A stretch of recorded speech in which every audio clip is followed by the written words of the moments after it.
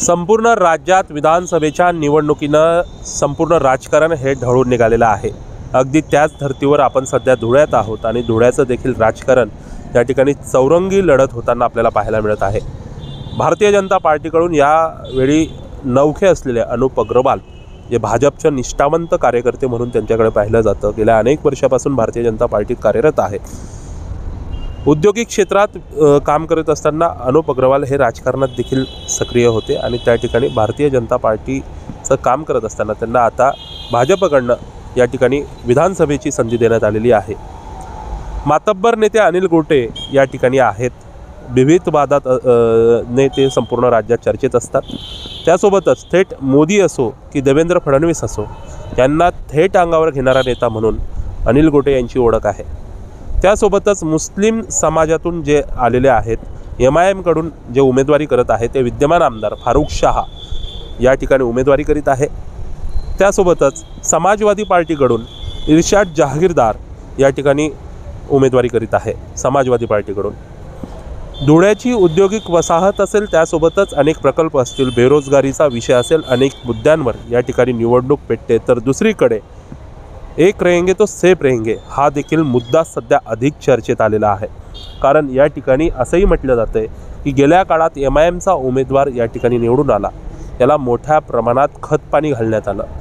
प्रस्थापित राजकीय पक्षांकडून यांना थेट या ठिकाणी ज्या पद्धतीनं राजकारण या ठिकाणी ढवळून निघालं, मतांचं ध्रुवीकरण मोठ्या प्रमाणात झालं। धुळे शहरातले काही सामाजिक कार्यकर्ते आपल्यासोबत आहे। सध्याचं राजकारण धुळ्याच्या बाबतीत काय चाललं आहे, धुळे शहरात कशा पद्धतीचे विकासात्मक कार्य अपेक्षित आहे, धुळ्यात भारतीय जनता पार्टी कशा पद्धतीनं या ठिकाणी ताकद लावते, त्यासोबतच अनिल गोटे असतील, इतर सर्व राजकीय उमेदवार असतील, कशा पद्धतीनं संपूर्ण राजकारण या ठिकाणी ढवळून निघालं आहे जाणून घेणार आहोत। दादा, काय सांगणार, काय स्थिती आहे धुळ्यामध्ये, कशा पद्धतीनं बघतायत संपूर्ण राजकारणाकडे? धुळ्यामध्ये गेल्या अनेक वर्षापासून आपण सामाजिक कार्यात आहात, वेगवेगळ्या संघटनात्मक कार्य करत आहात, कशा पद्धतीनं पाहताय धुळ्याच्या राजकारणाचं? धुळ्याचं राजकारण म्हणण्यापेक्षा पूर्ण महाराष्ट्राच्या राजकारणावर आमचं केंद्रित आहे आणि विश्व हिंदू परिषद आणि संघ याच्या वतीने मी आपल्याला सांगू इच्छितो की यावर्षी हिंदू मतदान वाढलं पाहिजे, या दृष्टीने आम्ही प्रयत्नशील आहोत। जास्तीत जास्त मतदान कसं होईल, साधारणतः 80 ते 90% मतदान हिंदूंचं बाहेर पडलं पाहिजे, जे दरवर्षी प्रमाणात बघितलं जात नाही, 60% वरती जात नाहीत। तर ते मतदान वाढवण्याच्या दृष्टीने आणि आम्ही हिंदू मतदारांना हिंदू आमदार निवडण्यासाठी आम्ही प्रवृत्त करत आहोत आणि त्यांना, मग तो कुठल्याही पक्षाचा आमदार असो, त्या आमदार फक्त हिंदू झाला पाहिजे। कारण मागील आमदारकीच्या निवडणुकीमध्ये धुळे पॅटर्न म्हणून मुसलमान निवडून आला आणि ते धुळे पॅटर्न पूर्ण ते महाराष्ट्रभर राबवतात आहेत बटो, आणि ते हिंदूंचं मतदान कमी करा आणि मुस्लिम निवडून द्या, याच्यासाठी आम्ही हिंदूंचं मतदान वाढवण्याचं आणि हिंदू आमदार कसं येईल याकडे आम्ही लक्ष देत आहोत। एकंदरीत या ठिकाणी तुम्ही हिंदुत्वादी संघटनेत आहात म्हणून तुम्ही हिंदू आमदार व्हावा अशी मागणी करतात त्या ठिकाणी। नक्कीच। मात्र गेल्या काळात मोठ्या प्रमाणात मतांचं ध्रुवीकरण या ठिकाणी झालं आणि त्याचा फायदा MIMचे उमेदवार असलेल्या फारुख शाहना झाला। नक्कीच। काय पडसाद उमटले त्याच्यानंतर? भयानक पडसाद उमटले। हिंदुत्ववादी संघटनांना टार्गेट केलं गेलं। त्यांनी असं बघितलं की हिंदुत्व संघटना आणि हिंदुत्वाचे नेते जे काही म्हणतायत कथाकथित किंवा कोणी असतील ते झोपलेले होते, त्यांनी त्या काळामध्ये लक्ष नाही दिलं आणि त्याचा फायदा समोरच्या पार्टीला झालेला आहे। नाही, धुळ्याच्या बाबतीत जर आपण बघितलं, एक सांस्कृतिक चळवळीचं शहर म्हणून देखील बघितलं जातं। तुम्ही म्हणताय की हिंदू वोटर बाहेर पडत नाही, तर सध्याचं राजकीय स्थिती तुम्ही हिंदुत्वावर बोलतात, मात्र विकासाचे अनेक मुद्दे धुळ्या शहरात आहे। प्रकल्पांचा विषय असेल, बेरोजगारीचा विषय असेल, राज्यात तर भाजप सत्तेत आहे, केंद्रात भाजप सत्तेत आहे।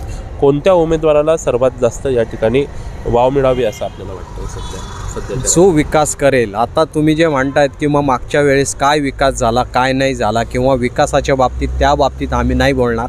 आम्ही फक्त हिंदुत्व टार्गेट ठेवणार आहे। विकास झाला, फक्त याच्या पुढे जो काही हिंदुत्ववादी नेता येईल त्याच्या आम्ही विश्व हिंदू परिषद किंवा संघटनेच्या संघाच्या वतीने आम्ही त्यांना पाठीमागे लागून त्यांच्याकडनं विकासाची कामं करून घेण्याची ग्वाही मी विश्व हिंदू परिषदेच्या वतीने नक्कीच देतो.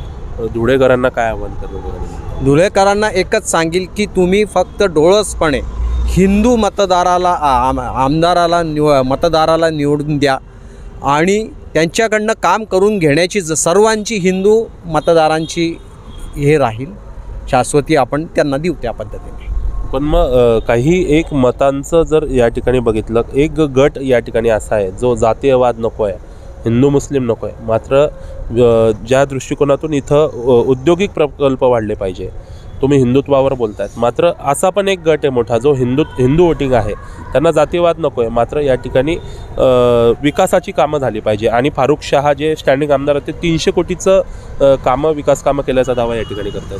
ते करतायत. तर आपण यावर्षी जर निवडून दिल्यानंतर त्यांनी 300 कोटीची केली, आपण 600 कोटीची कामं करण्याची जबाबदारी आम्ही हिंदू संघटनांच्या वतीने जो काही निवडून येईल हिंदुत्ववादी आमदार त्याच्याकडनं करण्याची जबाबदारी आम्ही घेतो, जेणेकरून धुळ्याचा विकास झाला पाहिजे या दृष्टीने आम्ही प्रतिबद्ध राहू. त्या आमदाराकडनं कुठल्याही परिस्थितीत सगळे मिळून कामं करून घेऊ.